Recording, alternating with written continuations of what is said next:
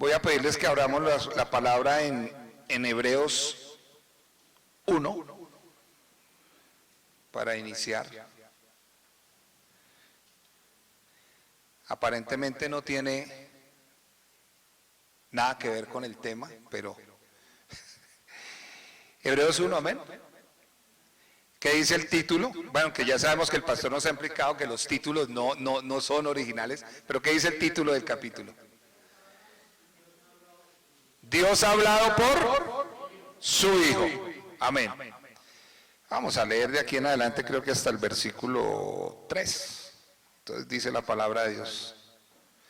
Y Dios, habiendo hablado muchas veces y de muchas maneras en otro tiempo a los padres por los profetas, en estos postreros días nos ha hablado por el Hijo. Yo quiero que subrayen lo que sigue después de esa coma. A quien constituyó heredero de todo y por quien asimismo hizo el universo. Ese Cristo que muchos ven en su ignorancia, a veces nosotros mismos lo veíamos en nuestra ignorancia como un Cristo, como una persona pobrecita, que obviamente molido fue, que como algo que a veces en nuestro corazón se minimiza.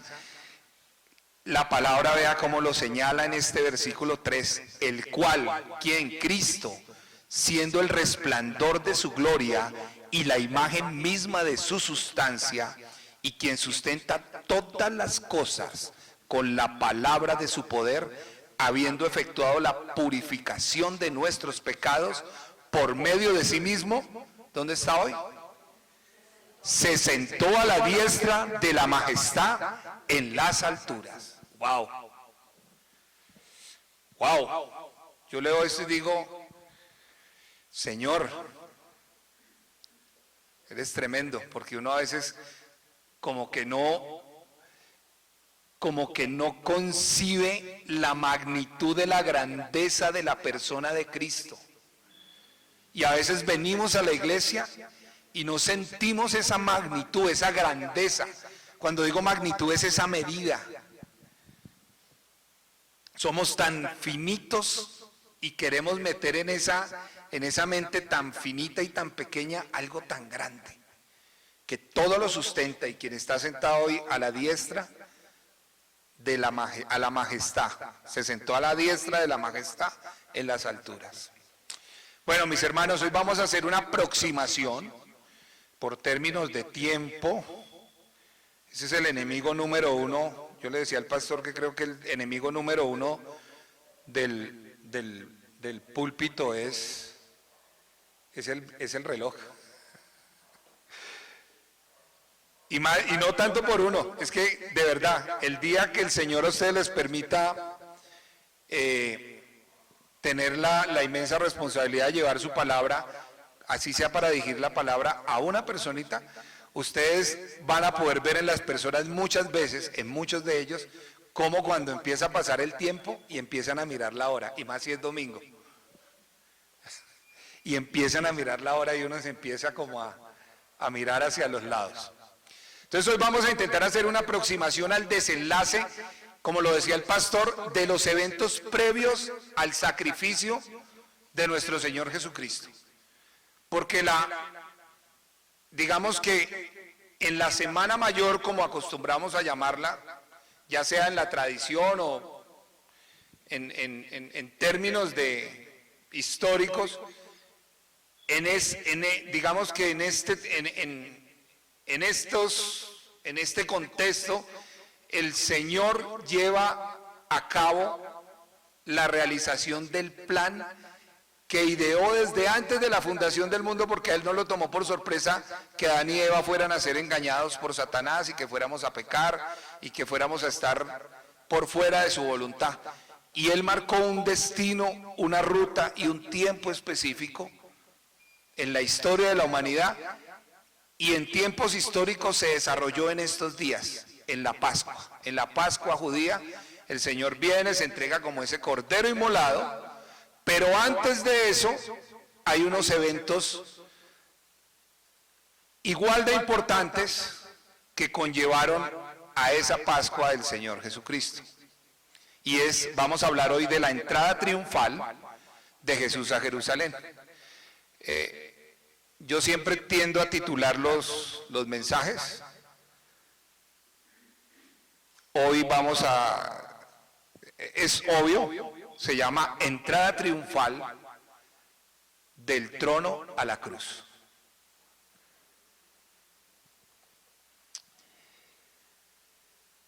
Y sabemos que la entrada triunfal a Jerusalén es uno de los eventos más destacados de los evangelios. ¿A quién les gusta leer la Biblia? Amén. Bueno, a mí me gusta hacer esas preguntas porque yo recuerdo que hay seres espirituales enviados por el Señor que escriben y escriben todo lo que nosotros hablamos y decimos. Yo espero que de verdad leamos la Biblia. Que no sea un amén de venir a la iglesia, sino que de verdad leamos la Biblia. Es uno de los eventos más destacados de los evangelios, esta entrada triunfal. Tanto Mateo, Marcos, Lucas, Juan registran la entrada triunfal del Señor, aunque si ustedes las leen de manera independientemente, van a encontrar ciertos detalles que un escritor le dio más énfasis que otro, pero todos hablan de lo mismo. Básicamente, hablando de la entrada triunfal, yo sé que aquí todos sabemos, pero digamos que el Señor tiene como un orden de hechos cronológicos. Nos situamos en la entrada triunfal que ocurrió ¿cuándo? Un domingo, porque por eso se llama Domingo de Palmas, Domingo de Ramos, ocurrió un domingo. Pero antes de que el Señor llegara a Jerusalén para entrar de manera triunfal, como dice, debió ocurrir una serie de cosas y un contexto. Y eso es lo que vamos a ver rápidamente. Entonces, hoy vamos a centrarnos en lo que ocurrió unos días antes, el día sábado, ese día domingo, y si nos alcanza el tiempo, pastor, creo que lo dejaríamos perfilado ya para que la Pascua, que son los días anteriores a la Pascua, la institución de la Cena del Señor, bueno, un resto de situaciones que vienen antes de su aprehensión, juicio y crucifixión. Vamos a tratar de dejarlos esbozados hasta ahí. Entonces vemos que el Señor llega, lo estoy situando en la entrada triunfal. Jesús envía a sus discípulos por un pollino, eso está en Mateo 21. Hoy vamos a ver bastantes textos, no se vayan a preocupar por andarlos buscando porque si nos ponemos a esperar nos demoramos, pero Jesús envía a dos discípulos en los evangelios aparece que Jesús antes de entrar a Jerusalén envía a dos discípulos por un pollino. No solo los envía por ellos, sino que les da instrucciones sobre cómo reclamarlos, cómo encontrarlos, cómo traerlos. Luego vemos su entrada triunfal en Jerusalén, eso está en Mateo 21, 4, versículo 21, Mateo 21, versículos 4 al 11, en Marcos 11, versículos 4 al 11, en Lucas 19, versículos 32 al 42, en Juan 12, versículos 12 al 19, esa entrada triunfal la pueden leer en esos en esos textos. Luego vemos cómo una multitud de personas lo recibe, reconociéndolo como el Rey Salvador, como el Mesías. Luego vemos cómo Jesús entra al templo, va al templo, cómo recibe allí una adoración, cómo posteriormente lo purifica cuando saca a los cambistas, cómo sana, hace maravillas, hace señales, milagros prodigiosos, sanando ciegos y cojos. Y hay un evento que le pregunté al pastor y qué pena se me pasó, antes de entrar a Jerusalén, entrando al templo, él ve a Jerusalén y llora por Jerusalén. Y cada una de esas partes de esa cronología que les estoy diciendo, hermanos, viene cargado de una cantidad de enseñanzas y de mensajes para la iglesia actual de manera tremenda. Yo mientras preparaba el mensaje, tengo que reconocer que el primer ministrador del que prepara un mensaje siempre es el quien lo va a dar, y me aterraba de la cantidad de cosas que uno a veces pasa por alto. volvemos al punto de partida, ¿ok? La tradición entonces nos dice, o nos ha enseñado, la misma Biblia nos dice que el Señor fue crucificado en la Pascua, ¿ok?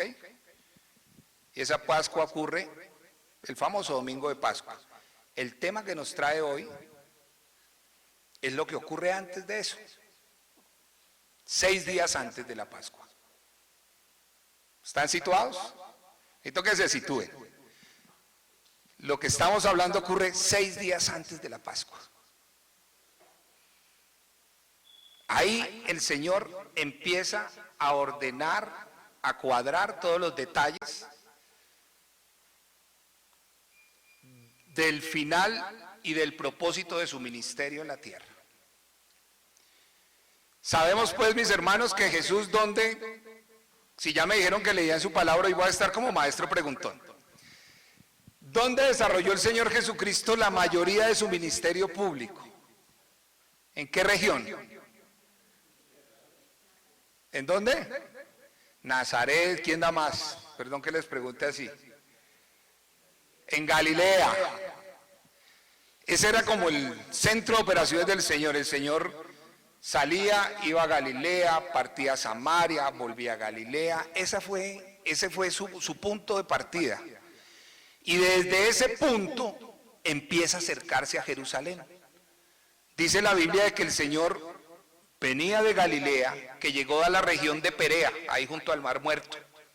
Esta región actualmente es, si se sitúan, es hacia el norte del mapamundo, a la derecha, hacia el sector de Jordania. Pero en ese entonces esa región estaba a cargo de un gobernante, de Herodes. Él era el que reinaba sobre Perea, Galilea, Judea y Idumea. Pero el ministerio del Señor, el propósito por el cual había venido a la tierra, no era terminar ese ministerio en Galilea. Debía dirigirse a Jerusalén a celebrar la última Pascua. Y digo la última Pascua, porque si bien hoy en día para los judíos ellos siguen celebrando su Pascua, para nosotros ya no hay más Pascua. Cristo es la Pascua suficiente para todos nuestros pecados. Vean lo tremendo, mis hermanos. En este punto, cuando el Señor viene de Galilea para Jerusalén, estoy tratando de establecerles un poquito de contexto político, histórico y social. A estas alturas del ministerio del Señor, ¿qué ocurría en toda la nación judía? Sabemos que los judíos del siglo I estaban siendo oprimidos por los romanos. Entonces había cierta inconformidad, por eso con más anhelo, con más ansias, soñaban con la llegada de ese Mesías. Pero lo más tremendo era que el mensaje de Jesús estaba empezando, o sea, ya había empezado ciertamente a causar incomodidad. ¿Incomodidad de quién? De los fariseos, de los religiosos. La enseñanza del Señor y sus señales eran cada vez más fuertes, más públicas.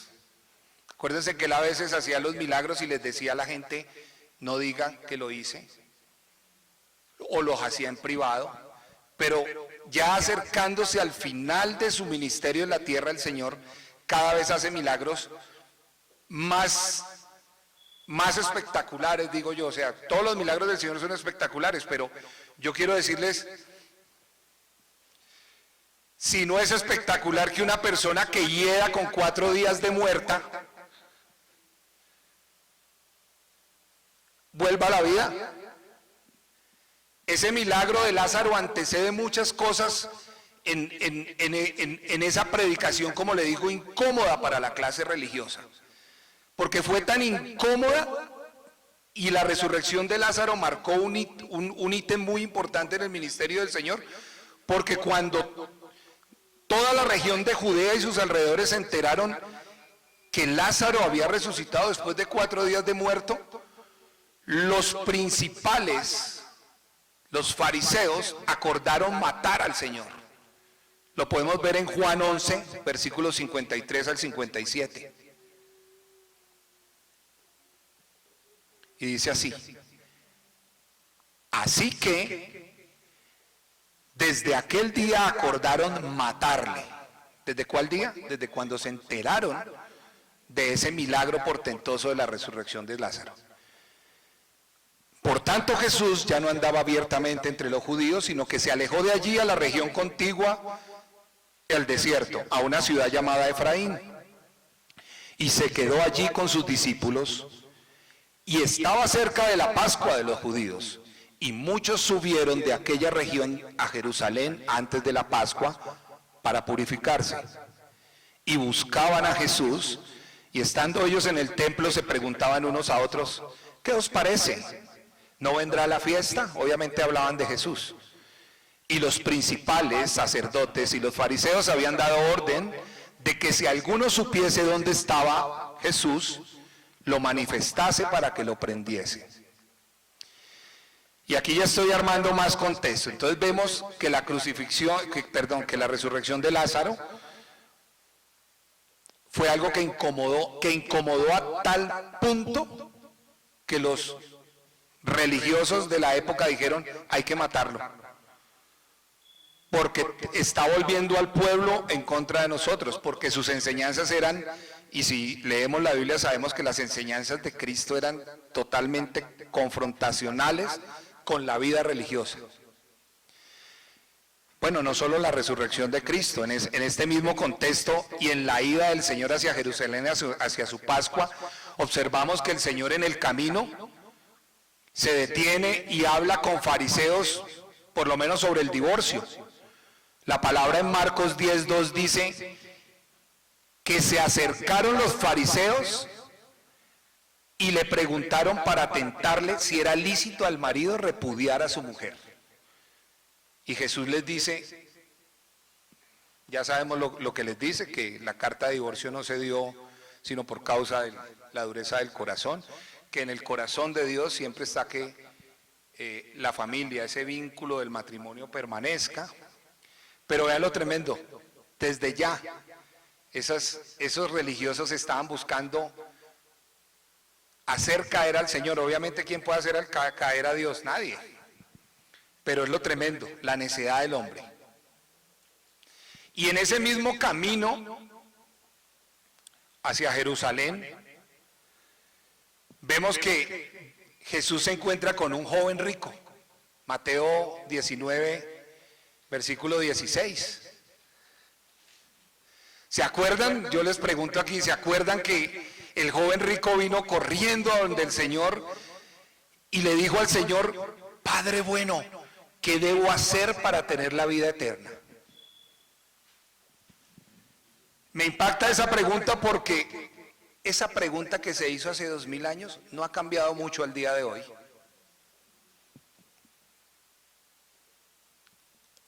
Ayer y hoy, mucha gente sigue creyendo que por buenas obras puedo ganarme la salvación. El joven rico fue y le dijo: ¿qué tengo que hacer, Señor? ¿Qué hago? Y Jesús no se puso a contender con este varón. En su sabiduría le dice: bueno, cumple los mandamientos, y se los enumera, ¿no? Y este joven rico dice: desde pequeño los he practicado, Señor, desde chiquito los he hecho. Yo les pregunto, ¿habrá alguien que pueda cumplir todos los mandamientos? Yo los invito a que lo piensen. Yo creo que nadie, a excepción de Jesús, como hombre. Ahora, hoy en día vivimos por Cristo y Él es el que nos hace que nosotros podamos caminar en esa santidad, pero Jesús no se puso a pelear con el joven rico. Le dijo: ok, mira que no se puso a decir: oye, que esto, que yo creo que tú no los cumples así, no. Le dice de una manera muy sabia: ¿quieres ser perfecto? Mire cómo lo empieza a confrontar con el pecado que él dice que no tenía. Le dice: ¿tú quieres ser perfecto, Leonardo? Voy a parafrasear un poquitico. Tú quieres ser perfecto, quieres subir un poquitico más de nivel espiritual, quieres estar más cerca de Dios. Ok, Leonardo. Si lo quieres hacer, ve y vende todo lo que tienes y dáselo a los pobres. ¿Qué había dicho el joven rico? He cumplido todos los mandamientos desde pequeñito. ¿Y qué hizo el joven rico? Se fue muy triste porque lo primero que dijo es, no. No, señor, ¿eso es mucha plata? Leyendo esto, recordé lo que nos enseñaba el pastor la semana pasada. Tremendo, porque muchos creemos que lo único que hay para domar en nuestra vida es el bolsillo. Y lo que la palabra me enseña que lo más tremendo de domar no es el bolsillo, sino el corazón. Apegado a todo lo que es material. Y muchos sabemos que el dinero puede dar cierta seguridad, pero también muchos sabemos hoy en día que hay muchos cristianos que piensan así, que es por causa del dinero, de la bendición de Dios, lo llamamos así, la bendición de Dios, es que tenemos seguridad. Y cuando así pensamos, que es muy triste, estamos demostrando el corazón tan alejado que tenemos de Dios. Y son esas las cosas que el Señor venía hablando hacia su cita con nuestra salvación, hacia Jerusalén. Todos esos. Habló con el joven rico, venía de Betania, y más cosas pasaban. Estoy dándoles contexto, ¿no? Todavía no he entrado en la predicación. Y más cosas pasaban. Y seguía Jesús caminando hacia su cita con nuestra salvación. Y sus discípulos, sus escogidos, aún estaban perdidos y desorientados. Porque Jesús les anunció una y otra vez, pero específicamente en este último viaje, se detuvo a decirles, jóvenes, voy a morir. Lucas 18, versículos 31 al 34. Tomando Jesús a los 12 les dijo, he aquí subimos a Jerusalén. Ya iban caminando, como les digo, hacia esa cita con nuestra salvación. Y el Señor les dice, en su sabiduría, para en el camino y les dice, he aquí subimos a Jerusalén y se cumplirán todas las cosas escritas por los profetas acerca del Hijo del Hombre. Pues será entregado a los gentiles y será escarnecido y afrentado y escupido. Y después que le hayan azotado le matarán, mas al tercer día resucitará. ¿Y qué dice la palabra al final? Pero ellos nada comprendieron de estas cosas. Y esta palabra les era encubierta y no entendía lo que se les decía. Oiga, tremendo. El Señor les estaba hablando de una manera tan clara, pero su corazón estaba tan lejos. Sí, a eso voy, pastor. Vea, lo tremendo es que ellos estaban lejos. Y les hago una pregunta hoy. ¿A ustedes no les ha pasado, a ustedes mismos, o con otras personas, hermanos en la fe, que se les habla y se les habla la palabra y como que todo les pasa así como que y no entienden? Hermano, pastor, estoy triste, ore por mí. Y la palabra le dice, entrégame tus cargas, y no queremos entregárselas. Pastor, ¿cómo hago para dominar al cocodrilo de mi esposo? Hermana, la palabra dice, sujétate, dale testimonio de que Cristo está en ti, atiéndelo. Y cuando digo atiéndelo, es atiéndelo en el buen sentido de la palabra, que por causa de ese testimonio, muchos cocodrilos hemos venido a la presencia del Señor. Pero ahí vamos, desorientados. Estaban tan desorientados, mis hermanos, que los discípulos pensaban que Jesús, ellos decían sí, Jesús, ellos no tenían duda, ya había pasado el evento del reconocimiento de Pedro de la deidad de Cristo, y de que era el Mesías. Ellos sabían que Jesús era el Mesías, pero estaban tan desorientados con esa figura de rey que tenían a su alrededor, a su lado, que ellos todavía pensaban que Cristo iba a establecer el reino ya, con ellos ahí. Y si no me creen, podemos verlo en Marcos 10:37. Dos buenos amigos de Jesús, los dos de sus discípulos, se le acercan. ¿Y qué le dicen al Señor? Concédenos que en tu gloria, en otra versión, concédenos que en tu reino, o con tu reino nos sentemos el uno a tu derecha y el otro a tu izquierda.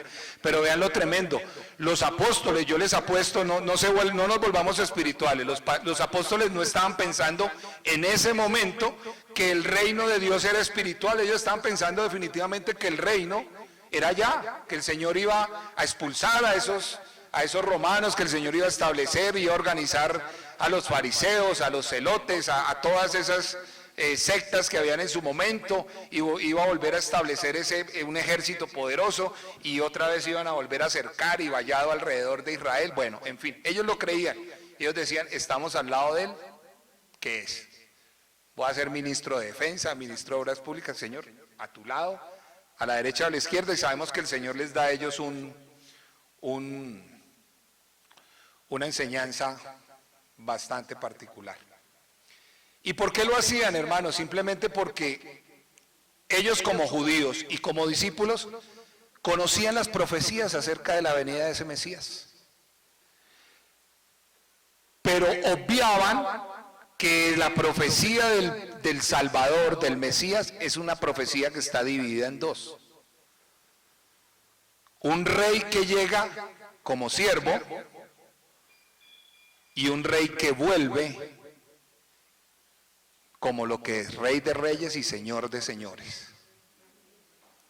Pero los discípulos todavía, aún con toda la revelación y las enseñanzas del Señor, estaban desorientados del propósito del Señor en ese momento. Y ahí, hermanos, ahora sí, puedo decirles que vamos a entrar en el mensaje. ¿Se dan cuenta las tremendas cosas que habían alrededor de esa cita con nuestra salvación? Y es en este contexto que el Señor va a entrar a Jerusalén. Vamos a retomar entonces, ahora sí, el Señor va a entrar a Jerusalén. Juan 15:55. Volvemos a ese versículo, esto ya lo habíamos leído. Juan 11:55 al 57. Y estaba cerca la Pascua de los judíos y muchos subieron de aquella región a Jerusalén antes de la Pascua para purificarse y buscaban a Jesús. ¿Quiénes buscaban subir a Jerusalén para purificarse? Aquellos que estaban en la región de Perea y de Betania. Ellos habían visto a Jesús obrar con autoridad, con milagros, habían escuchado sus predicaciones y buscaban a Jesús. Por eso el versículo 56, los fariseos les dicen a los que preguntan, ¿Cristo viene? ¿Cristo va a venir? Al fin Jesucristo, el Nazareno, va a venir.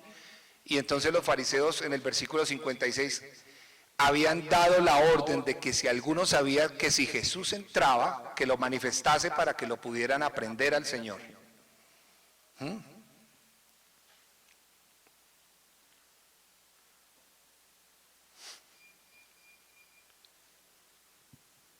Pero antes de eso, ya sabemos que procuraban matar al Señor, ¿no? Por causa de lo que había pasado, específicamente ese milagro de Lázaro.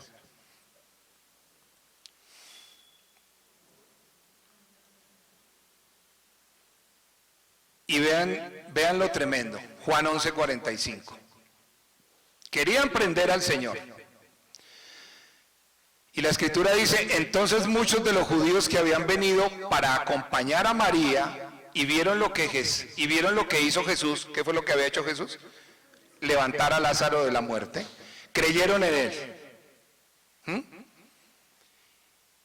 Pero muchos de los que estaban en ese momento viendo el milagro, con su corazón religioso, dice la palabra, pero algunos de ellos fueron a los fariseos y les dijeron lo que Jesús había hecho. Y entonces los principales sacerdotes y los fariseos se reunieron en concilio y dijeron, ¿qué haremos? A mí esa pregunta también me parece tan importante y tan interesante. ¿Qué haremos? Dice el hombre religioso. Porque este hombre hace muchas señales. ¿Ustedes qué creen que debieron haber hecho los fariseos? Arrepentirse. Los fariseos debieron haber salido corriendo y haberle preguntado lo mismo que dice la Escritura. Señor, ¿tú eres el Mesías? Queremos saberlo, y debieron haberse convertido. Pero ellos ya tenían el conocimiento entenebrecido, su corazón estaba endurecido. ¿Por qué? Porque como hoy en día, como esos fariseos, muchos de nosotros tenemos una religión, pero no tenemos una relación con Dios. Para muchos de nosotros es más importante venir al domingo, hacer acto de presencia, pero no venimos a tener un encuentro ni aquí, ni un encuentro permanente con Dios. Los judíos religiosos de esa época no solo tenían la ley y los profetas, sino que también le daban mucho peso a sus tradiciones y a sus interpretaciones rabínicas. Y a esas interpretaciones de hombre le daban el mismo peso sagrado que tenía la Escritura. Y así como esos judíos religiosos lo hacían, es tremendo evidenciar que hoy en día muchas corrientes y grupos que hablan del Señor viven anclados en sus tradiciones, en sus enseñanzas y en sus becerros de oro. Si yo voy a la iglesia tal, porque es que mi iglesia tal es la mejor. No es que yo me congrego en, porque es que el pastor que yo tengo es el mejor pastor. Y el día que ese pastor medio se deslice un poquitico, hasta ahí llegó la fe de ese hermano. Se olvidan de que la mirada es puesta en Cristo, en el autor y consumador de toda la fe.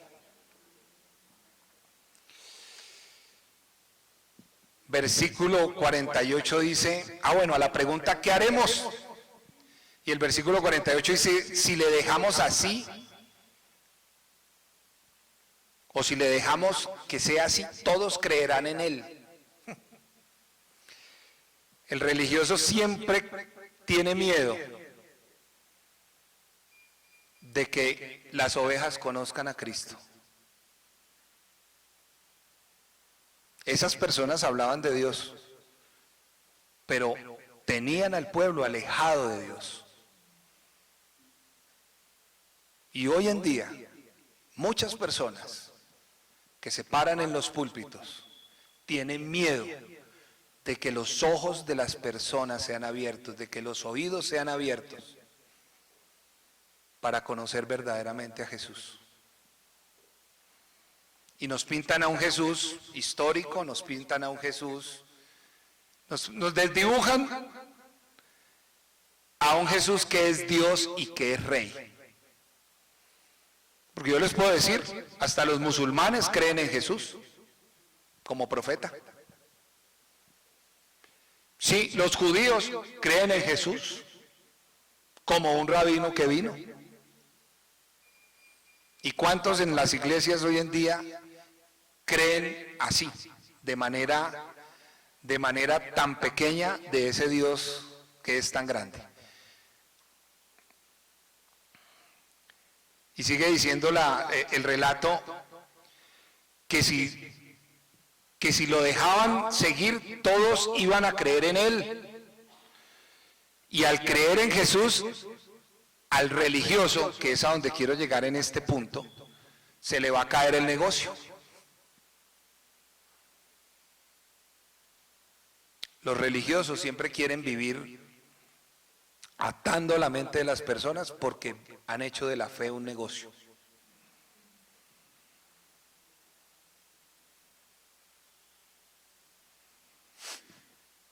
Sin embargo, esto era, mis hermanos, propósito de Dios, que ese corazón, así como el del faraón en su momento en Egipto, el corazón de estos fariseos tenía que ser endurecido, porque ellos no entendían quién era Dios. No entendían quién era Dios.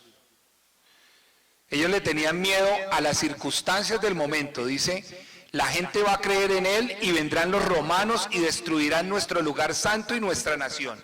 Y yo les pregunto, ¿era más importante el templo que Dios? Obvio, era más importante Dios, pero para ellos era más importante el templo. Y Caifás profetiza, ¿no? La Biblia dice que estaba profetizando sin saberlo. Entonces Caifás, uno de ellos, sumo sacerdote aquel año, les dijo a esos fariseos, vosotros no sabéis nada ni pensáis que no conviene que un hombre muera por el pueblo y no que toda la nación perezca. Dice esto, no dijo por sí mismo, la escritura dice así, dice esto, no dijo por sí mismo, sino que como era el sumo sacerdote, aquel año profetizó que Jesús había de morir por la nación y no solamente por la nación, sino también para congregar en uno a los hijos de Dios que estaban dispersos. Eso lo dice el versículo 53. Así que con esa charla de los religiosos se selló, en teoría, su plan para matarle. Y evidentemente lo lograron, pero no por ellos. Recordemos que al Señor nadie lo tocó, Él mismo ofreció su vida, Él la ofreció voluntariamente. Y eso, mis amados hermanos, como nos lo explicaba el pastor iniciando la serie del fruto del Espíritu, eso es verdadero amor. Yo cuando leía y preparaba este mensaje podía entender que de tal manera amó Dios al mundo. Ahí sí lo entendí un poquitico más, porque yo les pregunto, mis hermanos, ¿qué hace el verdadero amor? ¿Cuál es la acción del verdadero amor? Entrega, dar. Y les pregunto, ¿cuánto de ese fruto estamos dando hoy? ¿Estamos dando amor? ¿Estamos reflejando en nuestra vida un amor a mi esposa, a mi esposo, a mis hijos, a mis hermanos, a quienes no conozco?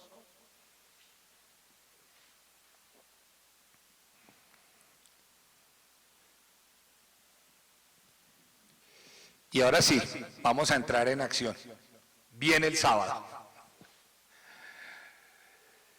El sábado antes de la entrada del Señor, ¿el Señor dónde llega? A Betania. Yo a partir de acá voy a hacer lectura de los pasajes bíblicos, les voy a dar los textos, pero obviamente lo que yo voy a leer es digamos que una compilación entre evangelios. No estoy cambiando el sentido, pero es para poder hacer una compilación. Entonces, Jesús empieza en Betania. Ustedes pueden leer después los pasajes completos. Voy a hacer la compilación de los 4 evangelios para hacer un solo mensaje. Y lo hice con base en Lucas 19, del versículo 19 en adelante. Juan 12, del versículo 1 en adelante. Marcos 11, del versículo 1 en adelante. Mateo 26, del versículo 6 en adelante. Me gusta esta tarea porque todos estos 4 pasajes que les acabo de decir son pasajes paralelos. Hablan de la misma cosa, hablan de la misma situación. Estoy adelantándole un poquito a la clase del pastor. Son pasajes paralelos, pero unos traen un detalle y otros no. Lo que yo traté aquí de hacer hoy es integrarlos para hacer una sola narración que se vea un poquitico más, digamos que fluida. Y entonces empezamos así, y dice así. Ya nos ubicamos, entrada triunfal del Señor, día sábado, está en Betania, Y aconteció 6 días antes de la Pascua que vino Jesús cerca de Jerusalén, junto a Betfagé, vino a Betania frente al monte de los Olivos, donde estaba Lázaro, el que había muerto, y a quien había resucitado de los muertos. Eso está por lo menos, eso ya lo saben, está en Mateo 26 o en Juan 12, está igual, pero no lo van a leer igual, pero está hablando de lo mismo. ¿Y qué es lo que nos está diciendo? Que ese sábado, antes de entrar el Señor a Jerusalén, Él llegó a Betania, donde vivía Lázaro, donde vivía Marta y María, las hermanas de Lázaro. Y la Escritura nos sitúa al Señor en esta población, pero no en la casa de sus amigos, aunque por los evangelios sabemos que Jesús se quedaba continuamente en la casa de ellos. Y aquí me voy a permitir hacer una analogía pequeñita, cortica. ¿A ustedes no les da alegría? Yo me imagino la alegría, y eso nos lo decían los evangelios, de María, de Marta, cuando llegaba el Señor. Ya sabemos que Marta vivía más pendiente de que cuando el Señor llegara el piso estuviera reluciente, y ya sabemos que María estaba más pendiente de rodear al Señor para escucharlo, pero igual, son formas de adoración. Pero a ustedes no les da alegría cuando el Señor visita una casa y se queda en esa casa. Y el Espíritu Santo me decía, haciendo este estudio, esta analogía me permitía saber, oiga, qué tremendo es que el Señor me dijo, no te voy a dejar huérfano, Leonardo, no te voy a dejar huérfano, iglesia, voy a enviar a mi Espíritu Santo para que a través de mi Espíritu yo pueda morar en cada uno de ustedes. ¿Cuántos tenemos alegría porque el Señor venga y more en nuestra casa? Pero me da una cosa más, me da un miedito todavía pequeñito. Esa invitación que el Señor se hace a mi casa, me compromete a mí, te compromete a ti, a cada uno de ustedes. Porque Él sabe, eso lo hablábamos ahorita en el tiempo de oración, de intercesión que el Señor ha levantado actualmente. El Señor sabe todo de nosotros. Mi mejor amiga es Claudia. Y yo espero que los que somos casados, nuestra mejor amiga sea nuestra esposa. Pero ni mi esposa, ni mis papás, ni mis hijos saben lo que Dios sabe de mí. Él lo sabe todo. Él sabe para dónde vas. Él sabe lo que piensas. Aún la palabra no está en mi boca y ya la sabe, decía el salmista. El salmista también dice, Señor, me rodeaste por arriba, me rodeaste por abajo. No me puedo salir de ti, donde yo vaya estás tú. Y por eso, mis hermanos, esa invitación que el Señor se toma de llegar a habitar mi casa, hace necesario que cada uno de nosotros, iglesia, crucifique su carne, mengüe, renuncien al yo entronado, para que tal vez algún día, como dijo Pablo, que nos enseñó en el libro de Romanos en el capítulo 7, esa batalla que hay constante de las dos naturalezas que tenemos, para que como Pablo algún día podamos decir, he acabado la carrera, he peleado la buena batalla de la fe, he terminado hoy. Bueno, volvamos a la historia, ¿no? ¿Y Jesús estaba en Betania, en la casa de ellos? No. Aquí hay otra enseñanza muy bonita. Jesús llegó a la casa de Simón el leproso. Obviamente ya no estaba leproso, porque si no, no hubiera podido estar en la casa, porque por las leyes judías, un leproso tenía que ser expulsado de su casa, de su ciudad. Pero dice la Escritura que Jesús llegó a Betania, a la casa de Simón el leproso, quien lo había invitado a una cena, y allí estaba Lázaro. Imagínense la cantidad de gente invitada y la cantidad de chismosos, por dos razones. Una, porque estaba Jesús, pero dos, estaba la figura pública número uno del momento. Si hubiera habido internet, noticias en esa época, Lázaro debía ser la figura pública número 1. Entrevistado, ¿qué se siente haber regresado después de 4 días de muerto? La casa estaba así. Y estaban sentados en la mesa, en la casa de Simón el leproso. Y aquí ocurre un acto muy hermoso, que me voy a detener un poquitico.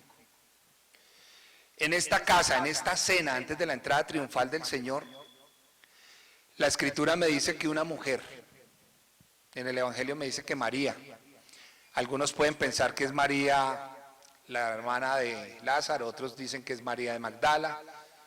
Yo prefiero decir una mujer. La Escritura me dice que había una mujer que vino con un vaso de alabastro fino, una libra de perfume de nardo puro, de mucho precio. Ayer mientras averiguaba el nardo para la época era una flor que se traía, era un perfume, un aceite que se traía de la India. Eso no estaba ahí no crean que eso se producía ahí no sé, en los valles de Jordania, no.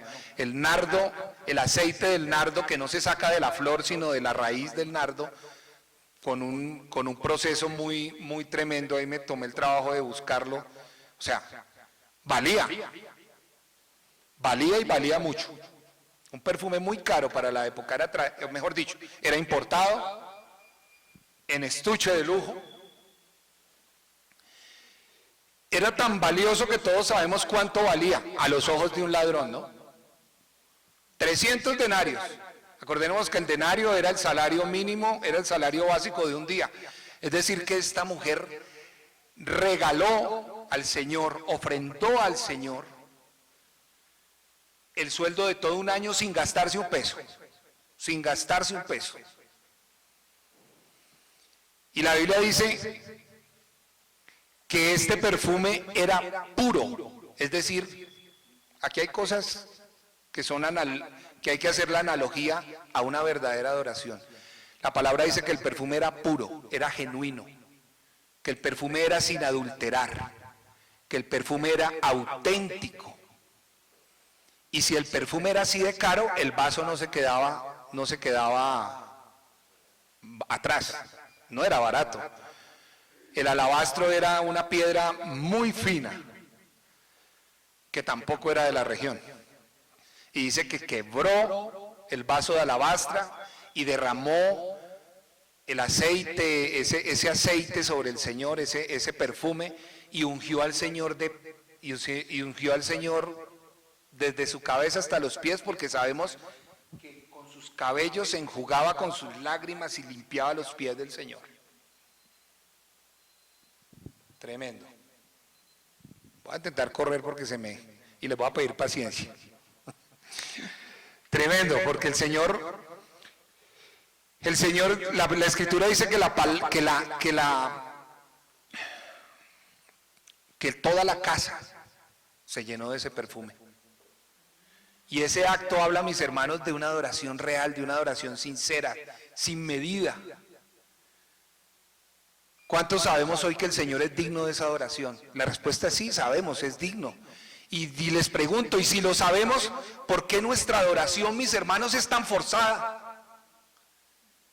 ¿Por qué se ve a veces tan fingida en nuestros corazones? Yo no estoy diciendo que uno la mire fingida, pero cada uno de nosotros sabemos cuando nuestra adoración es forzada.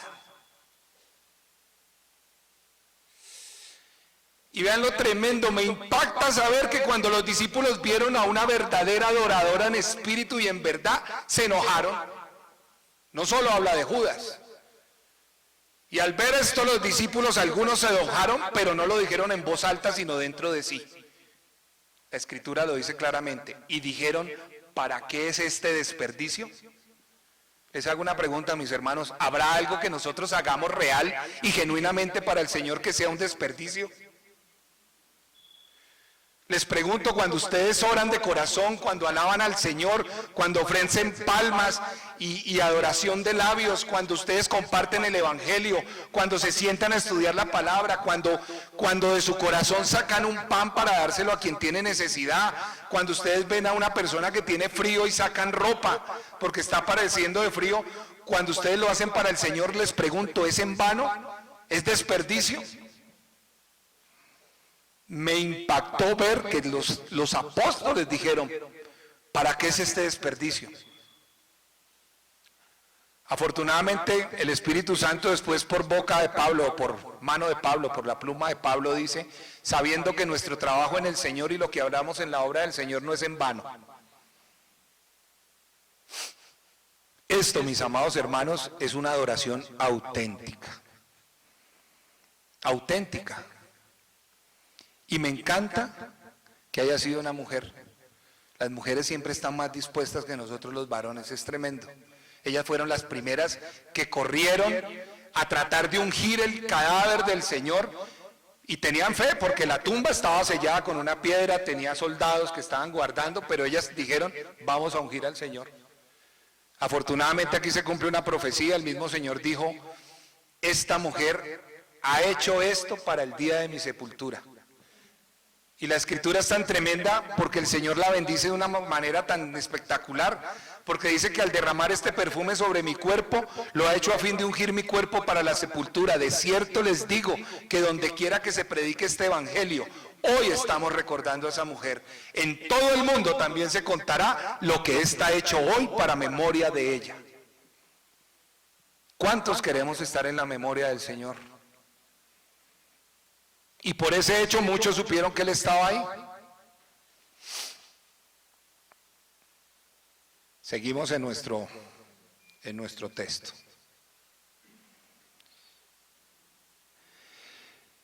Entonces ya sabemos que Lázaro estaba ahí. Y sigo con la historia, estoy tratando de que esto sea como una serie. Lázaro también tuvo su detallito ahí. La presencia de Lázaro también incomodó a los judíos religiosos. Dice la escritura que a Lázaro también acordaron los judíos religiosos de matarlo. Entonces venían para ver a Jesús y a Lázaro, pero los principales sacerdotes acordaron dar muerte también a Lázaro, porque a causa de Lázaro, muchos de los judíos se apartaban de la religión y creían en Jesús. Hoy, mis hermanos, la palabra de Dios sigue haciendo el mismo efecto. La palabra de Dios sigue renovándonos, sigue limpiándonos. El mundo sigue queriendo hacer lo mismo que ha hecho siempre. Acabarnos. Los religiosos querían acabar con Lázaro. Aquí ya no me detengo en el Señor. Los religiosos querían acabar con Lázaro. Y eso es lo que el mundo y los corazones endurecidos a la palabra siempre han intentado hacer, exterminarlos. Eso fue lo que hicieron en los primeros 3 siglos de la vida de la iglesia.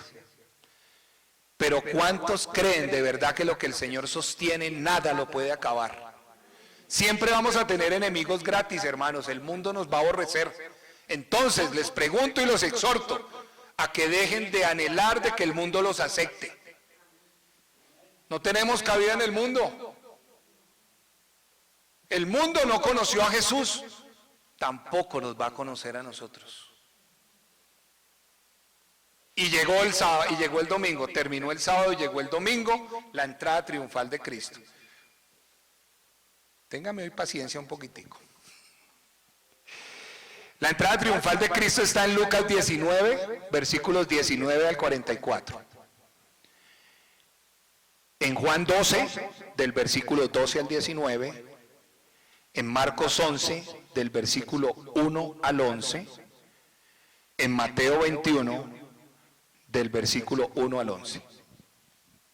Y dice así, si tú enseñas el domingo, ya tienen contexto, querían matarlo, una predicación dura del Señor, unos portentos, señales, milagros que había hecho, todo lo que él había hablado. Había cenado en la casa de Simón el leproso y los principales habían dado orden de aprender al Señor. Y Y dice así, dice al día siguiente, o sea el domingo, Jesús envió a 2 discípulos diciendo, id a la aldea que está enfrente de vosotros, y luego que entréis en ella hallaréis a una asna atada y un pollino, en el cual ningún hombre ha montado. Desátenla y tráigamela. Es tremendo el tiempo perfecto de Dios. Es tremendo ver los momentos precisos de Dios dispuestos desde la eternidad. Jesús se presenta listo para ser aclamado como rey, pero un rey que iba a ser sacrificado. ¿Cuántos de nosotros sabemos que el tiempo de Dios es inquebrantable? ¿Cuántos saben que lo que Él ha determinado lo hace? ¿Cuántos saben que Dios tiene un tiempo para todo? Entonces no teman. No teman. Hay tiempo para llorar, hay tiempo para trabajar, hay tiempo para reír, hay tiempo para dormir, hay tiempo para todo. Y sigue el Señor dando instrucciones. Y si alguien les pregunta por qué lo desatáis al asno, ustedes responderán, porque el Señor lo necesita y luego Él lo enviará. Y fueron los que habían sido enviados y hallaron como les dijo, y cuando desataban al pollino, sus dueños les dijeron, ¿por qué desatáis al pollino? Ellos dijeron, porque el Señor lo necesita, y los dejaron. Aquí voy a hacer algunas interpelaciones de este punto. La Escritura, si uno es silvestre, piensa que Jesús con anterioridad había hecho arreglos con los dueños del asno. Y evidentemente no. Lo que este pasaje me demuestra es la omnisciencia de Jesús. Lo que este pasaje me demuestra es que Él sabe la disposición del corazón tuyo, del corazón mío, del corazón del pastor, del corazón de cada uno de ustedes. Y Él sabía que estas personas iban a disponer ese bien. Lo otro que me llama la atención del pasaje es que Dios, siendo creador del universo y siendo Señor por derecho de todas las cosas creadas, jamás va a ser grosero, como le decía yo al pastor. Le dijo a sus discípulos, pídanlo. Él lo podía mandar a tomar, porque era de Él. Y el Señor jamás va a llegar a tu vida a pedirte algo que tú no puedas dar. Y te la va a pedir. Y vuelve una pregunta, ¿qué nos ha pedido el Señor que no hemos querido dar?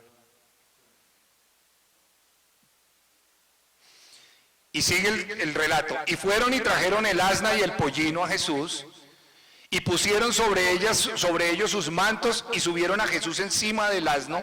Y todo esto aconteció para que se cumpliese lo dicho por el profeta cuando dijo, no temas, decid a la hija de Sión, he aquí tu rey viene a ti, manso y sentado sobre un asna, sobre un pollino, hijo de animal de carga. ¿Cómo lo esperaban los judíos, mis hermanos? Esperaban a alguien con una espada, montado en un caballo blanco, con un ejército, y qué desilusión para los religiosos. Y de pronto para algunos de sus discípulos, porque ellos le habían preguntado un poquito antes cuándo vas a restaurar el reino, y se les había olvidado que Jesús les había dicho que el principal problema del ser humano era el pecado. Entonces en este evento pequeñito, pero muy grande, se cumplieron muchísimas profecías que los religiosos no querían ver. La primera, una de esas profecías es como dijo, Zacarías 9:9. Ahí se cumplió esa profecía. Los judíos estaban esperando a un príncipe vencedor y no a un príncipe servidor. Y Zacarías 9:9 dice, alégrate mucho, hija de Sión, da voces de júbilo, hija de Jerusalén, he aquí tu rey vendrá a ti, justo y salvador, humilde y cabalgando sobre un asno, sobre un pollino, hijo de asna. Entonces no se fijaron. Los judíos religiosos nunca se fijaron en lo que decía Zacarías cuando decía humilde. Ya estaba profetizado, o de pronto lo sabían, pero no lo querían ver. Y no lo querían ver porque, como les digo, el religioso siempre va a ver en peligro su posición política, en el ministerio, su posición social de renombre cuando le ponen tapete rojo para que ande, o su posición económica, porque es que como el religioso siempre ve a sus discípulos como aquellos a quienes puede ordeñar, matar para comer su carne o ordeñar para beber su leche. Los religiosos no querían ver, porque estaba peligrando todo su status quo. Hoy en día, tristemente, la multitud se deja llevar por esos religiosos y no porque el Dios lo dice. Sigamos con el relato. Y dice que la multitud era muy numerosa y que había venido a la fiesta. Y al oír que Jesús venía a Jerusalén, tomaron ramas de palmera y salieron a recibirle a su paso. Y muchos tendían sus mantos por el camino, otros cortaban ramas de los árboles y las tendían por el camino, y daba testimonio la gente que estaba con él, cuando llamó a Lázaro del sepulcro y lo resucitó de los muertos, por lo cual también había venido la gente a recibirle, porque había oído que él había hecho esta señal. Pero los fariseos dijeron entre sí: ya veis que no conseguís nada, mirad, el mundo se va tras él. Eso de poner los mantos también era otro cumplimiento profético. Los mantos, los judíos, era una costumbre que tenían y que habían dejado de usarla porque no tenían rey.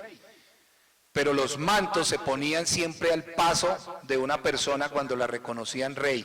Eso está en Segunda de Reyes, capítulo 9, versículo 13, cuando Jehú es reconocido rey, cuando es llamado, cuando es ungido como rey. Entonces cada uno tomó apresuradamente su manto y lo puso debajo de Jehú en un trono alto, y tocaron corneta y dijeron: Jehú es rey. Y sigamos con el relato. Y cuando llegaba, ¿quién? Jesús y su comitiva, ya cerca de la bajada del monte de los olivos, toda la multitud de los discípulos que iba delante y la que iba detrás. La que iba detrás eran los que venían de él de Betania, y los que estaban adelante eran los que estaban en Jerusalén esperándolo. Y la que iba detrás, gozándose, comenzaron a alabar a Dios a grandes voces por todas las maravillas que habían visto, diciendo: Hosana al Hijo de David, bendito el que viene en el nombre del Señor, Hosana en las alturas el Rey de Israel. Y aquí estamos viendo el cumplimiento de otra profecía y de otro texto de la palabra. El Hosana es una frase muy particular judía, porque habla: Señor, sálvame. Y es tremendo, le estaban dando a Jesucristo, a ese hombre humilde, le estaban dando esa categoría de hijo de David. Eso está en el Salmo 118, 26, ahí se cumple.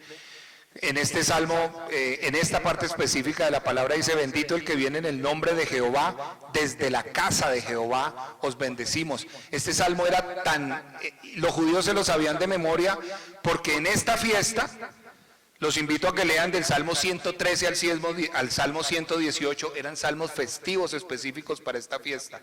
Y hay muchas figuras que identifican al Mesías en estos salmos. Aquí vemos otra promesa cumplida. Dios siempre cumple lo que promete. Él le había prometido a David que de su descendencia siempre habría alguien de su descendencia en el trono de Israel.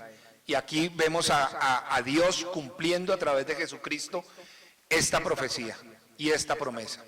Y sigue el relato: bendito el Rey que viene en el nombre del Señor, paz en el cielo y gloria en las alturas. Entonces algunos de los fariseos de entre la multitud le dijeron: Maestro, reprende a tus discípulos. Y él respondiendo les digo: os digo que si estos callaran, las piedras clamarían. Vean lo tenaz. Los judíos religiosos se sentían ofendidos porque la multitud de manera espontánea alababan al Señor Jesucristo. Y el Señor les responde tan duramente, les dijo: os digo que si estos callan, las piedras clamarían. La Biblia está llena de este tipo de figuras. Salmo 98, 7, Habacuc 2, 11. Sin embargo, mis hermanos, yo creo que yo soy hoy en día una representación de estas piedras. Yo era una piedra. Antes de que el Señor viniera, mi vida era una piedra completa, como creo que muchos de ustedes. ¿Alguien puede parar esto? Nadie. Juan el Bautista Juan el Bautista decía en Mateo 3:9, no penséis, le decía a los fariseos, no penséis decir dentro de vosotros mismos, Abraham tenemos por padre, porque yo les digo que Dios puede levantar hijos a Abraham aún de estas piedras. Yo soy una de esas piedras, se los digo de verdad. Y prefiero, mis hermanos, no perder el privilegio de servirle al Señor, como estas personas religiosas lo perdieron. Prefiero, mis hermanos, a pesar de tener problemas, aflicciones y angustias, vivir en comunión con Dios. Los fariseos perdieron el privilegio de alabar al Rey. Y aquí ocurre algo muy impactante en la vida de la iglesia, creo yo. Y cuando llegó cerca de la ciudad, al verla lloró sobre ella diciendo, oh, si también tú conocieses a lo menos en este día lo que es para tu paz, mas ahora está encubierto de tus ojos. Lucas, el Evangelio de Lucas fue el único que registró este lamento profundo de Dios, de Jesucristo sobre su ciudad santa. Si nosotros separamos este texto de todo el contexto de lo que les estaba hablando, parecía incongruente, porque el Señor venía contento. ¿Qué estaba pasando? Lo estaban aclamando rey, era júbilo, y sin embargo el Señor llora en medio de su entrada triunfal. ¿Y llora por qué? Porque Cristo, al ser Dios, conocía la verdad del corazón superficial de esa multitud que lo estaba aclamando rey. Se lamentó por ellos porque 6 días más adelante, esos mismos que estaban diciendo Hosana, hijo de David, iban a gritar, crucifíquenle, crucifíquenle. Y algo que me impacta, Jesús nos conoce a todos, nos conoce. Y sigue diciendo el relato, porque vendrán días sobre ti, hablando de Jerusalén, cuando tus enemigos te rodearán con vallado y te sitiarán, y por todas partes te estrecharán y te derribarán a tierra, y tus hijos dentro de ti, y no dejarán en ti piedra sobre piedra, por cuanto no conociste el tiempo de tu visitación. Esto ocurrió unos añitos más adelante, en el año 70, en una Pascua. Llegó un general llamado Tito,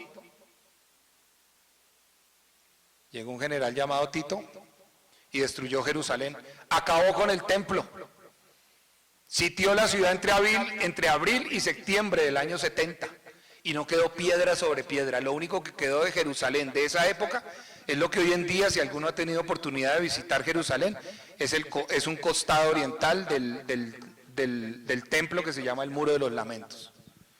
Es lo único que quedó. Si ustedes quieren saber más de eso, pueden leer el libro de los Macabeos. Es un apócrifo, pero habla históricamente de las cosas tremendas que pasaron. Tito mató por decenas de millares a los judíos. A los pocos sobrevivientes se los llevó preso para Roma. ¿Para qué? Para que sirvieran de diversión en el circo romano. Y unos poquitos lograron huir.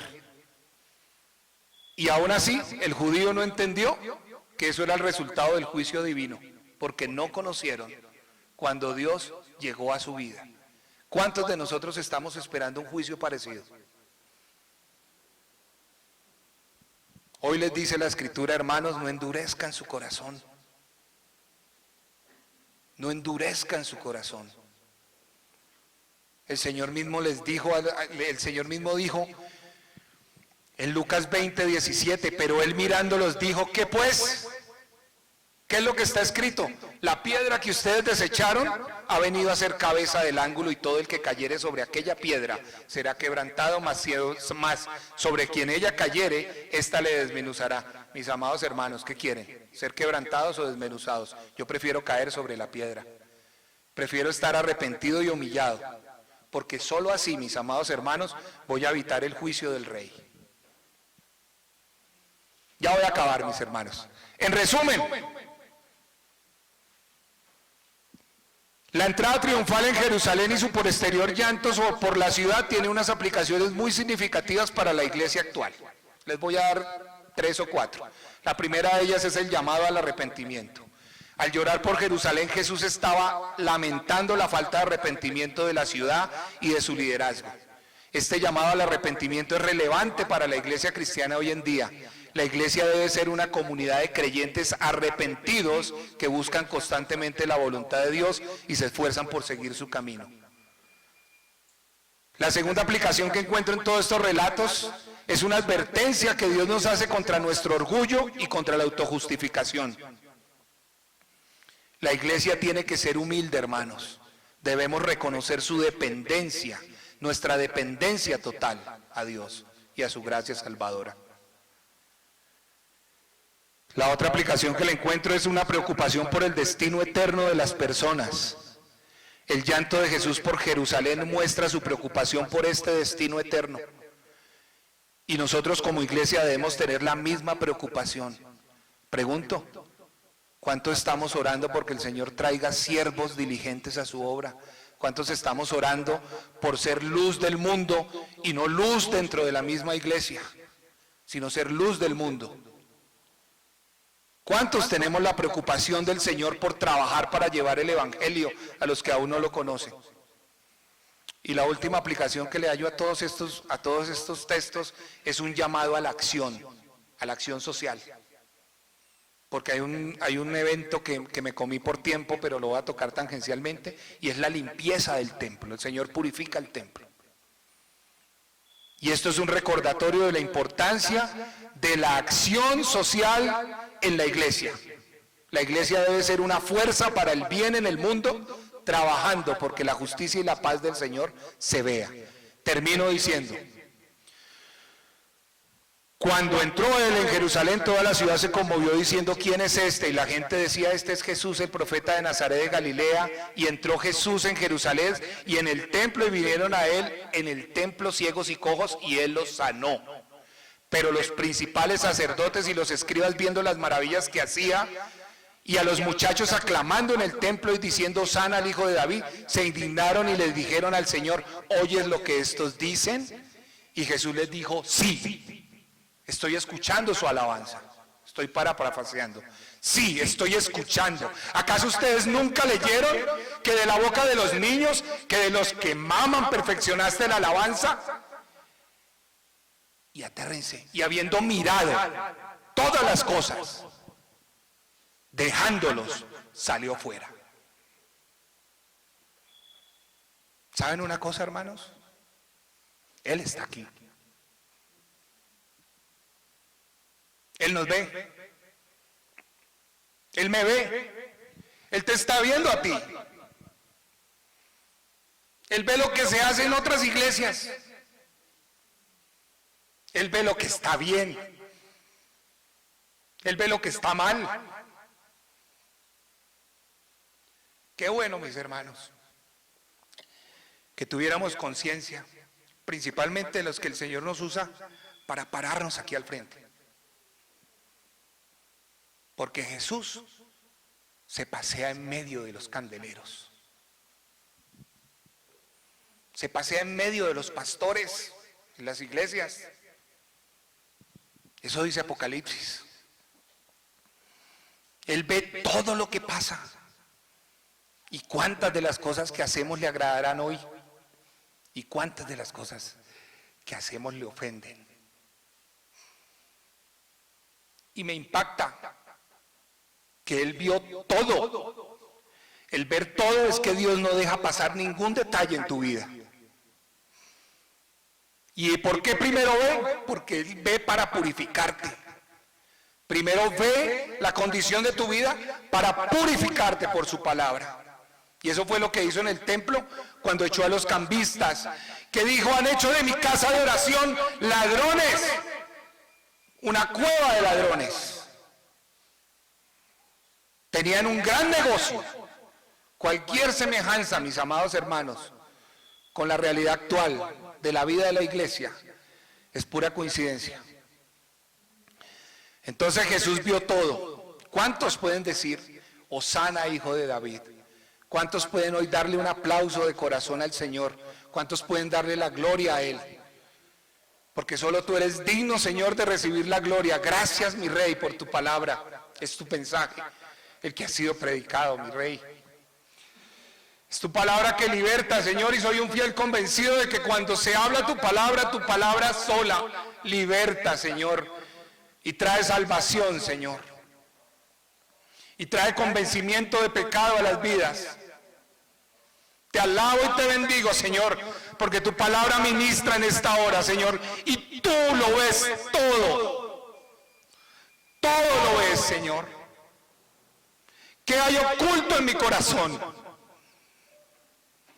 que todavía no he querido dejar? Para que tú seas ese Rey que entra triunfante y se sienta en el trono de mi corazón, Señor. ¿Qué hay, Señor, en tu iglesia que a ti no te agrada? Hoy te pido, Señor, que tengas misericordia de nosotros, que perdones nuestra necedad, Señor, porque muchas veces en la mañana te decimos Hosana, hijo de David, y en la noche cuando hacemos lo malo, cuando creemos que nadie nos ve, pero tú sí, con nuestras manos, con nuestros pensamientos, te estamos diciendo crucifícale,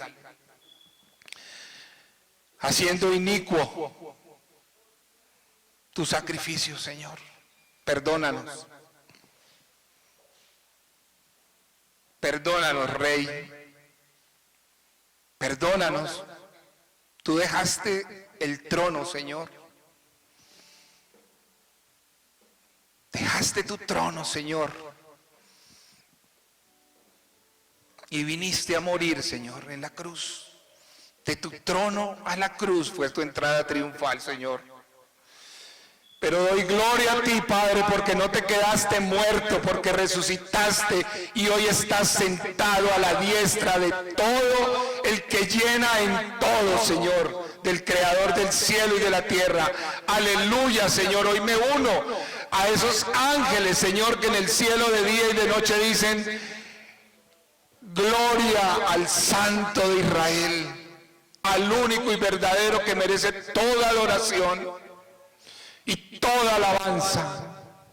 Yo no sé lo que ustedes tengan en su corazón, hermano, que necesite que el Señor tome y tenga que ser expulsado. Yo no sé lo que ustedes tengan en sus vidas, hermanos, que ustedes tengan que soltar. Hoy el Señor está dando una oportunidad a cada uno de nosotros de poder entronarse, de poder entrar, como dice su palabra, de manera triunfal a nuestro corazón. ¿Cuántos de nosotros hoy necesitamos volver a nacer para dar esa adoración sincera de esta mujer? Una adoración que es reconocida hoy por ese hecho, Señor. ¿Cuántos necesitamos volver a darte una adoración, Señor, que llene tu lugar de olor fragante? Perdónanos, Señor, y sé tú en nosotros esa vida buena y abundante. Alabo y bendigo tu nombre, en el nombre de Jesús. Amén.